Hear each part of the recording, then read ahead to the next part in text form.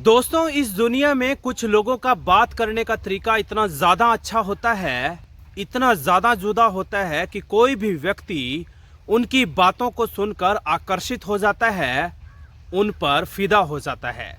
आज की हमारी घटना कहानी में भी दरअसल कुछ यूं ही हुआ कि एक छात्र ने चंद मिनटों में अपनी खूबसूरत महिला टीचर को अपना दीवाना बना लिया। घटना कहानी की शुरुआत तो खूबसूरत थी, लेकिन ये जो सनसनीखेज घटना और कहानी है उसका अंत बेहद ज़्यादा दुखद था। तो दोस्तों, स्वागत है आप सभी का आज की एक और नई घटना कहानी में। मैं हूं आपका अपना सुशील कश्यप, हरियाणा से। दोस्तों, आज की जो किस्सा कहानी है उसकी शुरुआत करूं उससे पहले मैं सर झुका करके आप सब लोगों से विनम्र विनती करना चाहूँगा कि यदि रत्ती भर भी आपको हमारी ये घटना कहानी सुनना अच्छा लगता है तो सब्सक्राइब कर लेना, शेयर कर लेना, क्योंकि दोस्तों आपका सब्सक्राइब करना, शेयर करना मुझे लगातार हिम्मत देता है। यूं ही आपको जागरूक करता रहूं, यूं ही आपको अलर्ट करता रहूं। दोस्तों, बिना समय जाया करे सीधा शुरू करता हूं आपकी किस्सा कहानी, जो कि संबंध रखती है पेरीबलूर, जो कि तमिलनाडु में पड़ता है। पेरूबलूर जो कि तमिलनाडु का एक शहर है, उसी के अंतर्गत एक जगह पड़ती है विक्रम मंगलम। विक्रम मंगलम के सरकारी स्कूल में रोजमर्रा की तरह काफी बड़ी संख्या में जो छात्र छात्राएं हैं, यहाँ तक कि जो टीचर हैं, वो भी पहुंचे हुए थे। तमाम चारों तरफ जो है अफरा तफरी थी, चहलकदमी थी। और दोस्तों, इस स्कूल में एक महिला टीचर जिसका नाम है रोशनी, वही रोशनी जिसकी उम्र की बात करूं तो लगभग 26 साल है और जिसकी चंद महीने पहले ही सरकारी नौकरी लगी है। दरअसल दोस्तों, रोशनी की चंद महीने पहले ही सरकारी नौकरी लगी है और सरकारी टीचर बनने के बाद रोशनी इस स्कूल में ट्रेनिंग के लिए आई है। 6 महीने का पीरियड ट्रेनिंग पीरियड है और 6 महीने के बाद शायद उसको दूसरा स्कूल अपॉइंट कर दिया जाएगा। दोस्तों, रोशनी दिखने और देखने में इतनी ज़्यादा खूबसूरत है, इतनी ज़्यादा खूबसूरत है कि हर कोई व्यक्ति उसको देखकर उसकी ओर आकर्षित हो जाता है। और इस स्कूल का शायद ही कोई ऐसा टीचर हो, शायद ही कोई ऐसा लड़का हो जो उसकी खूबसूरती में तरह तरह की बातें ना करता हो। हर किसी को लगता है कि रोशनी की उसके साथ दोस्ती हो जाए। दोस्तों, सोमवार का दिन था और सुबह लगभग 10 बजे जैसे ही रोशनी नाम की वो टीचर 10वीं क्लास के बच्चों को पढ़ाने के मकसद से पहुंची, तो क्लास में बैठा हुआ राहुल अपने बगल में बैठे हुए दोस्त को बोलता है कि परवीन, देखो हमारी मैडम कितनी ज़्यादा खूबसूरत है। परवीन कहता है, मैं तो तब मानूं जब तुम इसको अपना दोस्त बना लो। राहुल भी उस शर्त को स्वीकार कर लेता है और ठान लेता है कि जरूर वो उस महिला टीचर को अपना दोस्त बना लेगा, वो भी चंद मिनटों में। दोस्तों, आगे चलकर राहुल कुछ फिल्मी अंदाज में इस तरीके से अपनी महिला टीचर को प्रपोज करता है। दोस्तों, वो राहुल नाम का लड़का अपनी महिला टीचर को फिल्मी अंदाज में कुछ इस तरीके से बोलता है कि मैडम साहिबा, मेरा नाम है राहुल और मैं नजदीक के ही गांव का रहने वाला हूं। आप इतनी ज़्यादा खूबसूरत हैं कि आपकी खूबसूरती की तारीफ में मेरे पास शब्द भी कम पड़ जाएंगे। मैं आपसे इतना ज़्यादा प्रभावित हूं कि मैं आपसे दोस्ती करना चाहता हूं। साथ ही साथ राहुल ये बोलता है कि मैडम, मुझे बुरा मत समझना, लेकिन जो कुछ भी मैंने आपको कहा है वाकई में ही दिल से कहा है। बस इतनी बातें कहकर राहुल हाथ जोड़कर खड़ा हो गया और ये चंद शब्द सुनकर उसकी जो महिला टीचर थी अपने आप को सोचने समझने पर मजबूर कर दिया। और दोस्तों, जैसे ही स्कूल की छुट्टी हुई तो घर के तमाम काम में जब वो बिजी हुई तो कोई भी ऐसा टाइम ना रहा होगा जिस समय राहुल की वो बातें उसको कानों में बार बार घर कर गई थी। दोस्तों, चाहे सोना हो, जागना हो, खाना हो या घर का अन्य काम करना हो, हर बार, हर समय, हर जगह राहुल की वो प्यार भरी बातें उस महिला टीचर को बार बार कुरेद रही थी।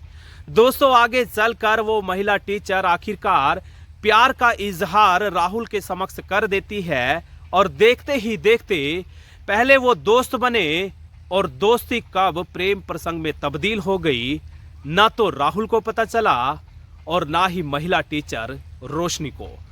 दोस्तों, आगे चलकर वो दोनों लिव इन रिलेशनशिप में समय गुजारते हैं और आखिरकार वो समय और वो लम्हा आ ही गया जब रोशनी नाम की खूबसूरत महिला टीचर को लगने लगा कि अब उन दोनों को शादी रचा लेनी चाहिए। दोस्तों, ना तो रोशनी के और ना ही राहुल के पारिवारिक लोगों को रत्ती भर भी उन दोनों की शादी के बारे में खोर खबर थी। उन्होंने बड़े ही गुपचुप तरीके से दूर दराज के किसी मंदिर में जाकर एक दूसरे को वरमाला पहनाकर सदा सदा के लिए कस्में ले ली। दोस्तों, वो दोनों एक दूसरे से इतना ज्यादा प्यार और लगाव कर बैठे कि रत्ती भर भी एक दूसरे के बिना नहीं रह सकते थे। दोस्तों, लेकिन जब राहुल देर रात्रि घर आता और कई दिन तक वो घर नहीं लौटता, तो राहुल के माँ बाप को अंदेशा अनुमान हो चला था कि हो न हो कुछ तो है जो उनका बेटा राहुल उनसे छिपाने लगा है।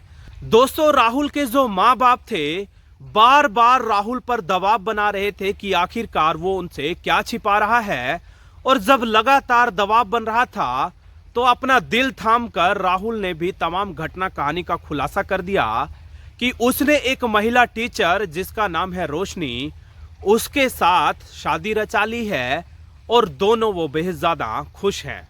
जब इस तरीके की बातें राहुल के माँ बाप को पता चली तो उसका पिता तो गुस्से से लाल हो गया और आपे से बाहर होकर तमाम पारिवारिक लोगों ने महिला टीचर रोशनी के खिलाफ कहीं न कहीं नजदीकी थाने में तहरीर दे दी, और तहरीर में स्पष्ट लहजे में यह मेंशन किया कि उनके नाबालिग बेटे राहुल का उसने शारीरिक शोषण किया है, कहीं न कहीं उसके साथ जोर जबरदस्ती की है। दोस्तों, वो मामला उस घटना कहानी में कार्रवाई अभी होना बाकी थी, लेकिन उससे पहले ही राहुल ने अपने घर पर मौजूद जहर को खाकर अपनी जीवन लीला समाप्त करनी चाहिए। और जैसे ही रोशनी को यह मालूम चला तो बचे हुए जहर को उसने भी निगल लिया। चूंकि जानकारी अनुसार राहुल और रोशनी स्पष्ट कर चुके थे कि इस दुनिया में जब तक भी वो जिंदा हैं इकट्ठे रहेंगे और इकट्ठे ही मरेंगे। दोस्तों, दोनों को बड़ी गंभीर अवस्था में आनन फानन में नजदीकी हॉस्पिटल ले जाया गया। हॉस्पिटल में डॉक्टर्स की माने तो उन दोनों की जो जान है वो नाजुक बनी हुई है।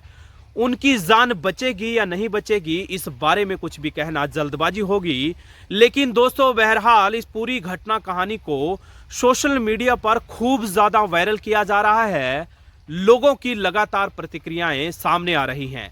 काफी बड़ी संख्या में लोगों का कहना है कि रोशनी ने जो किया वो वाकई में ही गलत किया, लेकिन कई लोगों का यह भी मानना है, ऐसे लोगों की भी संख्या कम नहीं आंक सकते, जो कि इसको प्रेम का रंग दे रहे हैं। यानी कि जैसे कि हीर रांझा की दुआएं दी जाती थी, ठीक वैसे ही रोशनी और राहुल की कहानियां सुनाई जा रही हैं। दोस्तों, ये मामला घटना कहानी खूब ज्यादा वायरल हो रही है, ठीक वैसे ही जैसे कि जंगल में आग होती है और देश नुक्कड़ गली चौराहा कोई ऐसा बचा नहीं जहां पर इस बारे में चर्चा ना हो रही हो।